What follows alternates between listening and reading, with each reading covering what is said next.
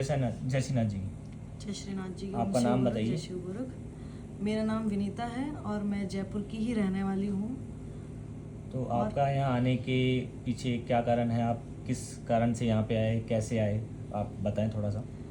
मेरा यहाँ पे आने का कारण सिर्फ एक ही है कि मेरा स्वास्थ्य कभी ठीक नहीं रहा और मेरे परिवार में भी मेरे माता पिता, मेरे भाई बहन वगैरह सभी परेशान हो गए थे क्योंकि मैं इतना ज़्यादा बीमार रहती थी। मैं बेहोश हो जाया करती थी। मेरे को सीजर्स आते थे, मेरे को गुस्सा आता था, मैं चिल्लाती थी। मैं कई बार इतना गुस्सा आता था कि मैं दीवारों में अपना सर मारती थी। तो मुझे बहुत गुस्सा आता था, छोटी छोटी चीज़ों पे मुझे गुस्सा आता था हमेशा। उसके बाद एक दिन ऐसा हुआ, हमेशा ऐसे ही बीमार रही, लेकिन एक दिन ऐसा हुआ कि बहुत ज़्यादा पेट में दर्द हुआ और मेरे को रात को ही मेरे मम्मी पापा मेरे को हॉस्पिटल लेके गए। वहाँ पे मेरे इंजेक्शन्स वगैरह लगाए। मैं खुद भी मेडिकल फील्ड में होके मुझे नहीं पता था, कभी कोई मेडिकल रिपोर्ट्स में कुछ नहीं आता था। हमेशा बस डॉक्टर यही बोलता था कि ठीक है, दर्द के इंजेक्शन दे देते थे मुझे और उसके बाद घर आ जाती थी मैं हमेशा। जब लास्ट टाइम हम गए तो वहाँ पे भी सेम वही चीज़ हुई। मेरे को इंजेक्शन्स वगैरह दिए, मेरे को वहाँ रखा, लेकिन थोड़ी देर के लिए मेरे को आराम आता, उसके बाद वापस मेरे को वही दर्द, और दर्द इतनी ज़्यादा होता था कि मैं सहन नहीं कर पाती थी, मैं बेहोश हो जाती थी दर्द के चक्कर में। तो मेरे को लेके गए, वहाँ भी उस सेम चीज़ हुई। उसके बाद उस दिन मेरे घर वालों ने मेरे मुंह से ये चीज़ सुनी, मैंने मेरे मुंह से ये चीज़ बोली कि भाई मैं नहीं बचूंगी, मेरे को लेके जाएंगे और मैं नहीं बचूंगी। उस दिन मेरे भाइयों ने, मेरे मम्मी पापा ने ये बात मेरे मुंह से सुनी। फिर मेरे को हॉस्पिटल से घर लाया गया। उसी दिन फिर मेरे भाई ने हमें दरबार के बारे में बताया और अगले ही दिन हम यहाँ आए।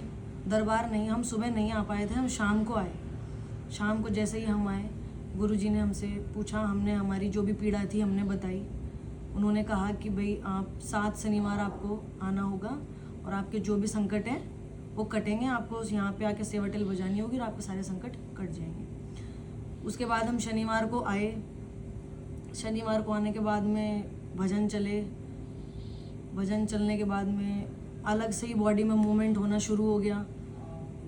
अलग से ही एक चीज़ें होने लग गई शुरू की, पता ही नहीं, मुझे खुद को नहीं पता चल रहा था कि मैं क्या कर रही हूँ, मैं क्या नहीं कर रही हूँ। सब लोग, मतलब मेरे मम्मी पापा ने मुझे बाद में बताया कि ऐसे ऐसे एक्शंस मैं कर रही थी।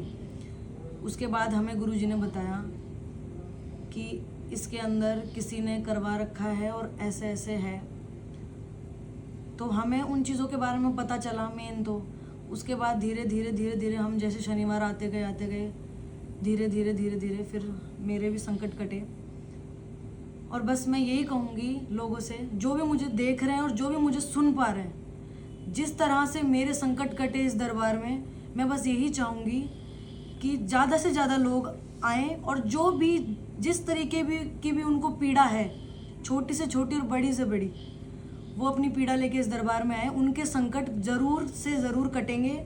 मेरी अंतरात्मा से ये विश्वास है मुझे कि यहाँ आने के बाद आपके संकट ज़रूर कटेंगे। सो बस इस दरबार ने मुझे एक तरीके से एक ज़िंदगी दे दी।